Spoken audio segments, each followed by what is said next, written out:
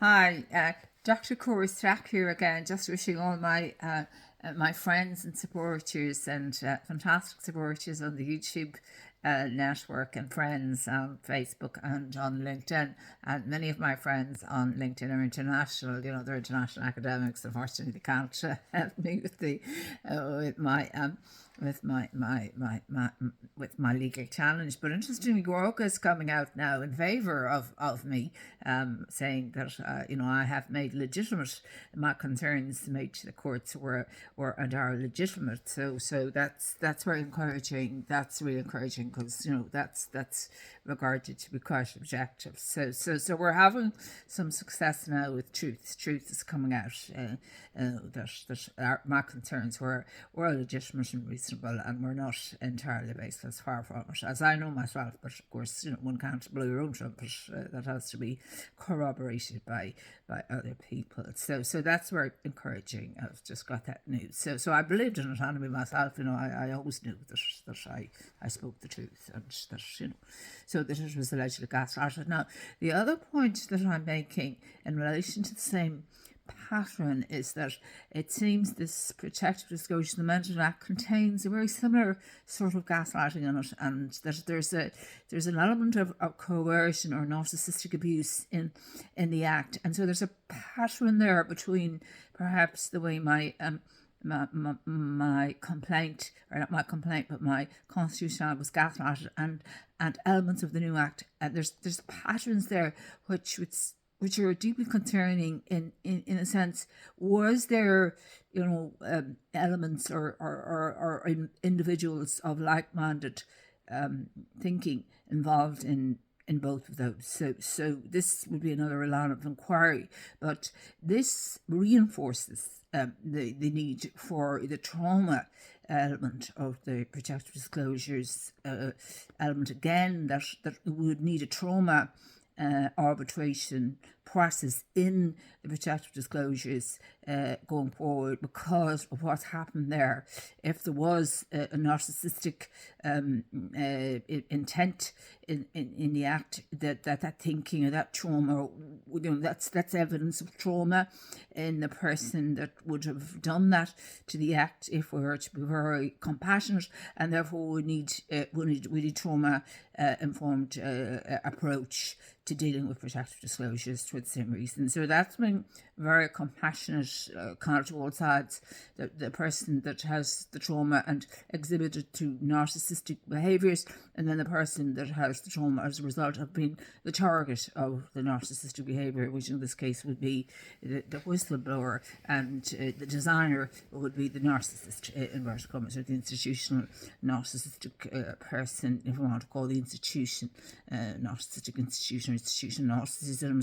So the trauma-informed approach seems now, looking at these patterns, even more necessary in a future protective disclosure legislation, and we could be leading worldwide then, or European-wide, if we had this in our protective disclosures. Of course, I'm also looking for it in family law, but one step at a time. So I think if we could get it into the protective disclosures, then that would be a major progress. Rather than looking backwards, we have to perhaps look at narcissism as a manifestation of deep trauma in the narcissistic individual, and give them a shot at dealing with their response to trauma, which could happen at a very young age, and people wouldn't have the insight even for a long time if their emotional development was arrested in such a way that they have become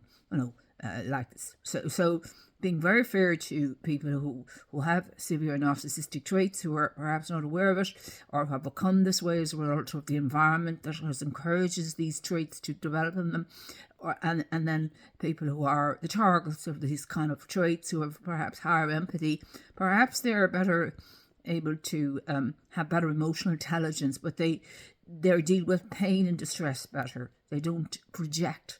They perhaps they internalize more than project, but nevertheless, both could be considered very harmed, and both perhaps deserve a shot at healing. In the first arbitration, element to the protective disclosures. So this is what I'm looking for from the appeal, the Supreme Court appeal, based on these two patterns that I've observed about the narcissistic intent, which grossly is very similar to the judgment that I received. There's patterns there which are almost identical. There was a similar person or individual group of individuals of the same thinking that were involved in the design. But of course, I'm just saying that let's forget about the individuals. Just think of the patterns that they're narcissistic or severely narcissistic in intent allegedly, and those people are very traumatized, and they also need help from any kind of resolution process. And this gives us the best shot at getting a win-win solution out of our protective disclosures. Obviously, the earlier the intervention, the earlier, so this delay that's in the protective disclosures, that has to go.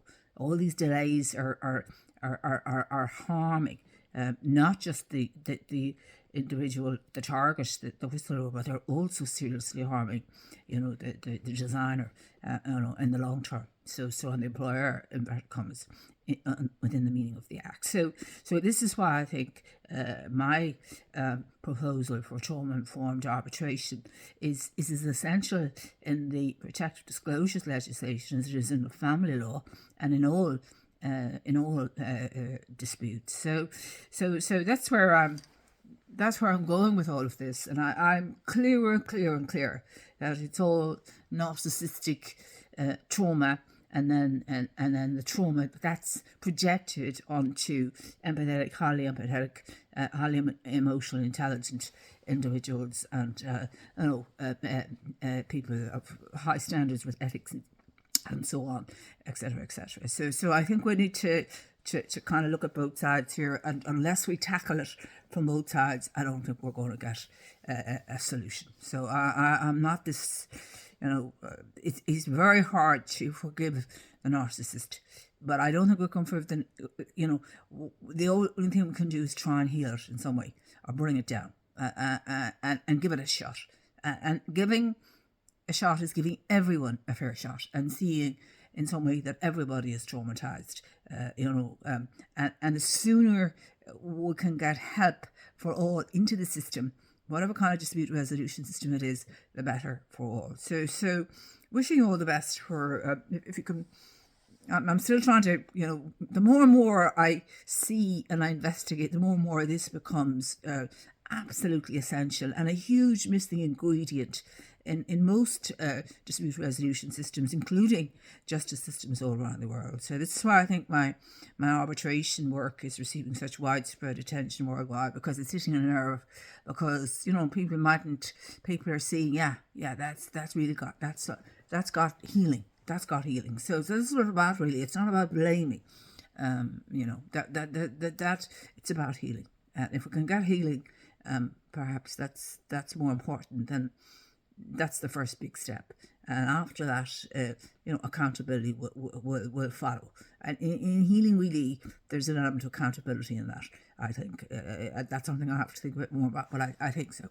So there's peace and all of that, and that's really, on human rights and all of that. So that's really what's important. So wishing all the best for the weekend, and I hope that.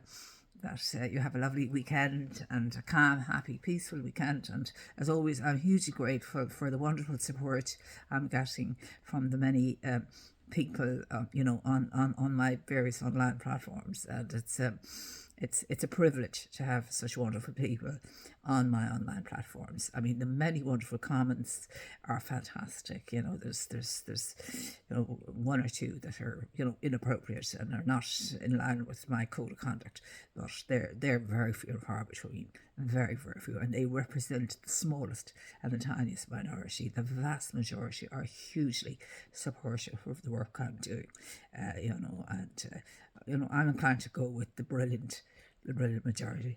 Thank you.